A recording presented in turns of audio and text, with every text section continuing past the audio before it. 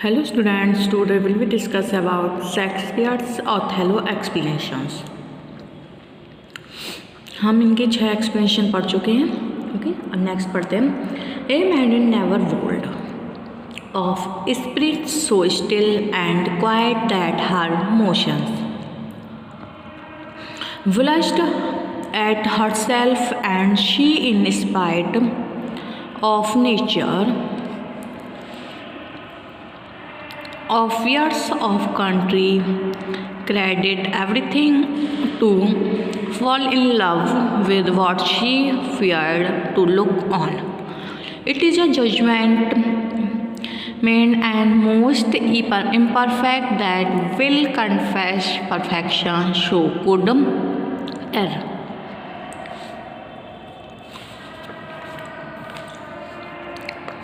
Against rules of nature and must be driven to find out practice of cunning hell why this should be.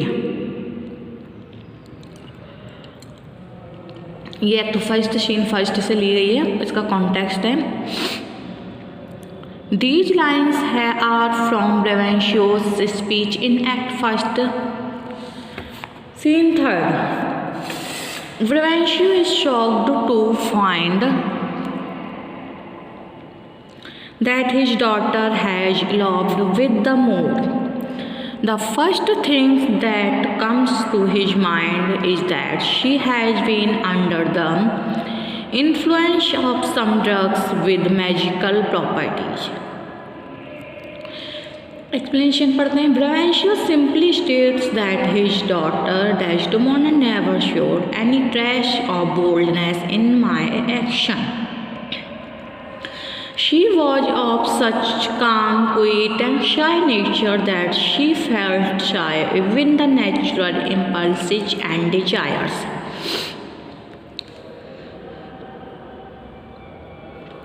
A girl of such a shy disposition, of so tender years, of so good a reputation, and so sophisticated society can never perhaps fall in love with a man who is so black and ugly in appearance that he would rather inspire fear than love in the heart of any maiden. Any sane judge could conclude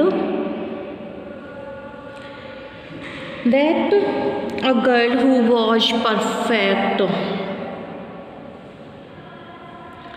would never commit any such mistakes, that judgment would be crippled and unperfect that believes in the possibility of such an occurrence.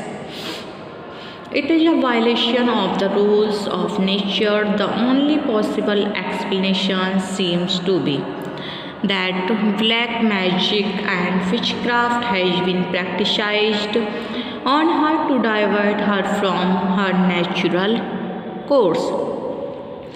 In lines में ब्रावेंशियो कहता है कि Desdemona एक बहुत ही शर्मीली और डरपोक स्वभाव की लड़की थी.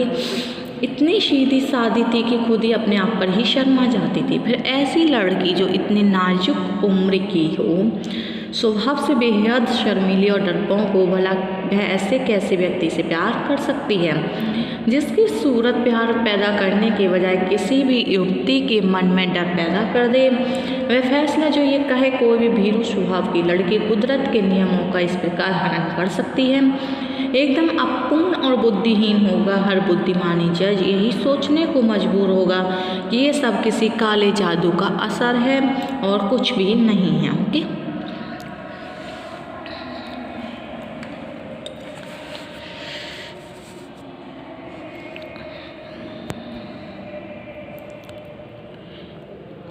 next time, when remedies are past, the griefs are ended.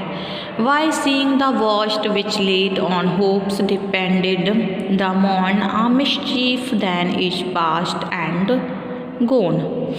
In the next way to draw new mischief on what cannot be preserved, when fortune takes patience her injury a mockery makes, The robbed that smiles steals something from the thief. He robs himself that spend a bootless grief. ये भी act first scene third से ली गई है explanation. इसका context है these lines are from the duke's speech in act first scene third when Desdemona confirms Othello saying that she has made Othello's choice and not under the influence of any magic. Brabantio's heart asked, and he was nothing more to complain now. The Duke then wants comfort Brabantio by some philosophical utterances. Explanation है इसकी। The Duke says that what cannot be cured must be endured. When there is no remedy for a suffering, it is better not to be. Seeing the worst before us, no doubt.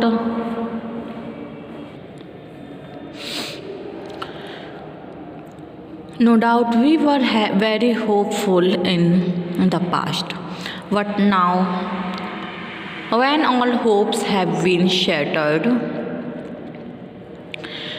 it is better to wear patient heart, because if we simply keep on mourning for the trouble that already become a matter of the past, we are simply giving an invitation fresh troubles, and it will be a great foolishness on our past. When the cruel hands of destiny have snatched from us something which was our possession, then if we are patient, that injury will lose at least some of bitterness. It will be mockery of the injury that fortune has inflicted upon us. If after being robbed we are patient and keep on smiling a patient manner, the robber will be robbed of his power of making us and miserable. But if we go on mourning for the loss, we will still be great loss and will gain nothing.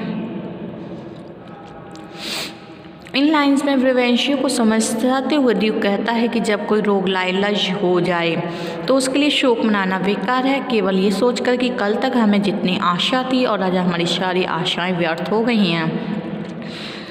यदि हम बीते दिनों की याद करके इसी प्रकार रोते रहे तो ये नई मुसीबतों को एक दावत देने की तरह होगा।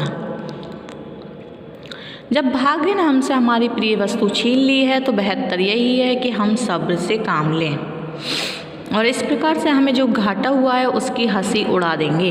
वह व्यक्ति जो लुट जाने के बाद भी मुस्कुराता है लुटेरे को एक प्रकार से शक्तिहीन बना ही देता है, क्योंकि लुटेरा कम से कम लंबे समय तक रुला तो नहीं पाए, और जो लुटने के बाद सिर्फ रोता रहता है वह व्यर्थ ही अपनी आँखों को गंवाता है।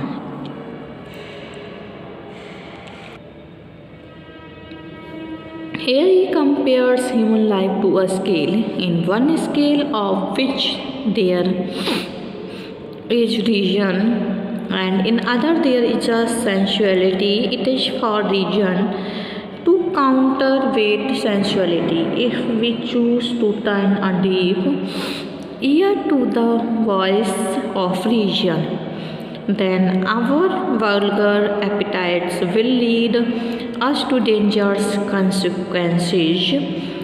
Fortunately, we have reason to keep in check our wild and sexual impulses and unbridled lust. Love, as Rodrigo understands, it is a simply kind of lust and nothing less. He speaks in a satirical vein and says that these maximum appear sweet sounding to the person who listens to them quite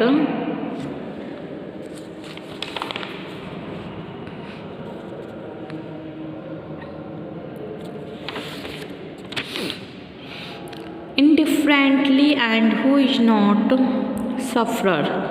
He will sure draw consolations, but out of these proverbs which are time tested, but the person who is advised to be patient when he is the loser has to suffer a double loss because he has already lost his dear possessions and has to borrow patience in order to pay the grief.